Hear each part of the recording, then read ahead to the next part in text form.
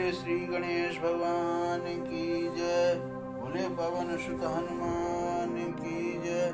बोले श्री कृष्ण कन्हैया लाल की जय। बोले अम्बे मात की जय। आप सभी मेरे प्यारे भाई बहन और दोस्तों का हमारे YouTube चैनल पर आप सभी का स्वागत है। जय श्री राम।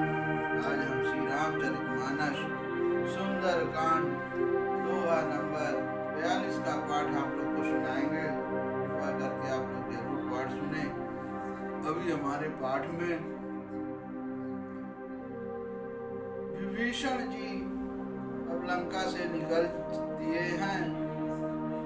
आकाश मार्ग द्वारा भगवान श्री रामचंद्र जी की शरण में आ रहे हैं।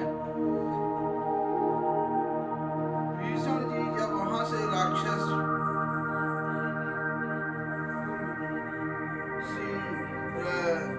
लंका से जब चले तो लंका राक्षस आयुहीन हो गए थे, क्योंकि निश्चित हो गई थी। शिव जी कहते हैं कि हे भवानी, साधु का अपमान तुरंत ही संपूर्ण कल्याण की हानि यानी नाश कर देता है। और रावण ने जिस क्षण विभीषण को त्यागा उसी क्षण एक अभागा वैभव ऐश्वर्यहीन हो गया है। विभीषण जी हर्षित होकर अपने मन में अनेकों मनोरथ करते हुए श्री रघुनाथ जी के पास चले और वो सोचते जाते थे कि मैं जाकर भगवान के कोमल और लाल वर्ण के सुंदर चरण कमलों के दर्शन करूंगा, जो सेवकों को सुख देने वाला है। और जिन चरणों को स्पर्श पाकर ऋषि पत्नी अहिल्या तर गई और जो दंडक वन को वृद्ध करने वाले हैं, उन्हीं चरणों को जानकी जी ने हृदय में धारण कर रखा है। जो कपट मृग के साथ पृथ्वी पर उसे पकड़ने को दौड़े थे और जो चरण कमल साक्षात शिव जी के हृदय रूपी में सरोवर विराजते हैं। मेरा वो भाग्य है कि उन्हीं को आज मैं देखूंगा।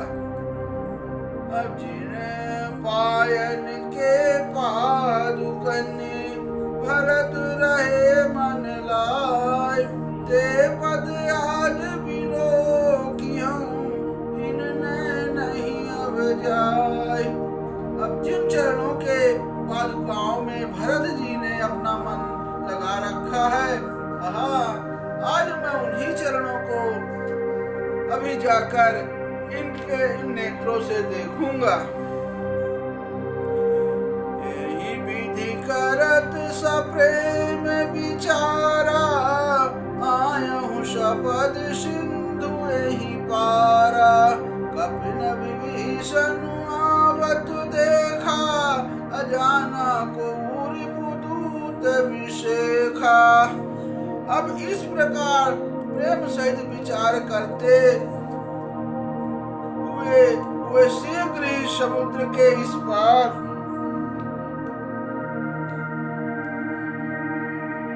आए और उनको सब समाचार कह सुनाए। जिधर श्री रामचंद्र जी की सेना थी वहां विभीषण जी आ पहुंचे। वानरों ने विभीषण को आते देखा तो उन्होंने जाना कि कोई शत्रु का खास दूत है, क्योंकि विभीषण जी राक्षस कुल के थे ही और थोड़ा उनका वेशभूषा भी उनके जैसे ही था। इसीलिए जो वानर सेना के लोग देखे वो यही समझे ताहि राखी कपीस पहियाए, समाचार सब ताहि सुनाए। कह सुग्रीव सुनहु रघुराई, आवा मिलन दशानन भाई।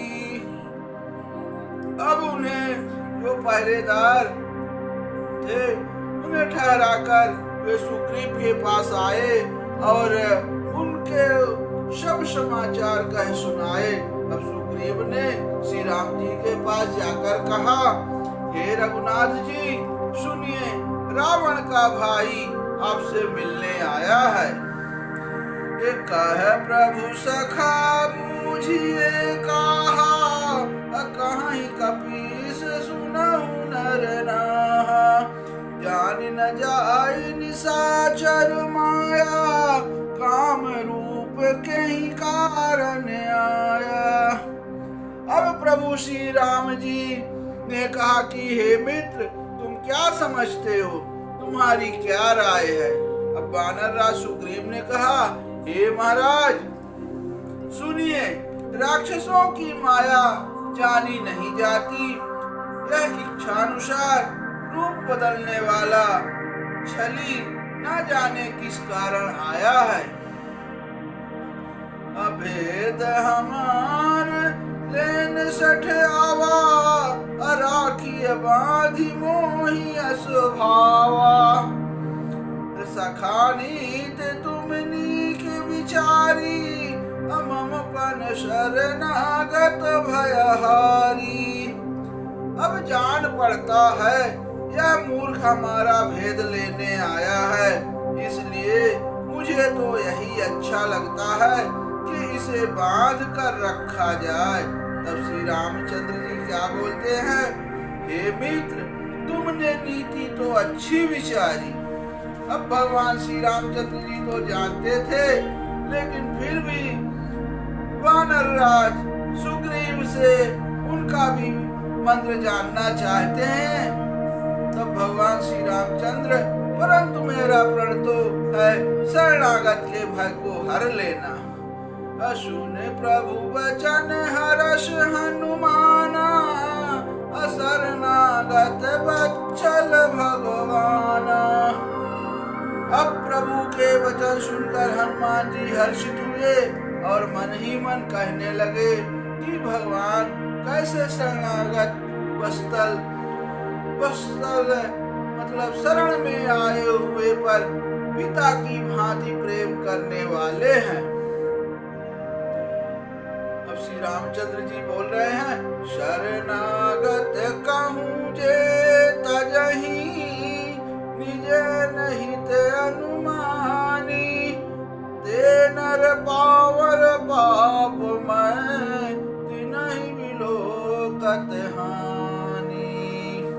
अब भगवान श्री रामचंद्र जी कह रहे हैं, जो मनुष्य अपने अहित का अनुमान करके शरण में आए हुए का त्याग कर देते हैं, वे पामर यानी शूद्र हैं, पापमय हैं, उन्हें देखने में भी हानि है, पाप लगता है।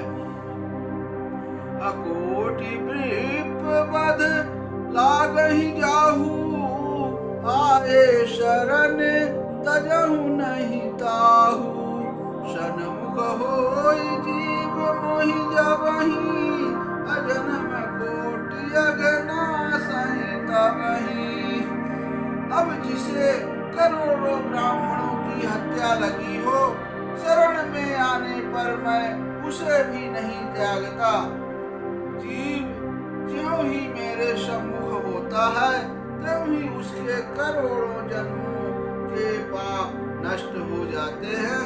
बताओ हमारे भगवान श्री रामचंद्र जी कितने प्रेम से सब पापियों को भी पाप से मुक्त कर देते हैं। अनिर्मल मन जन सो मोहि पावा, अमोहि कपट छल छिद्र न भावा। वेद लेन पठवा 10 सीसा, तबहु न कछु भय हान कपीसा।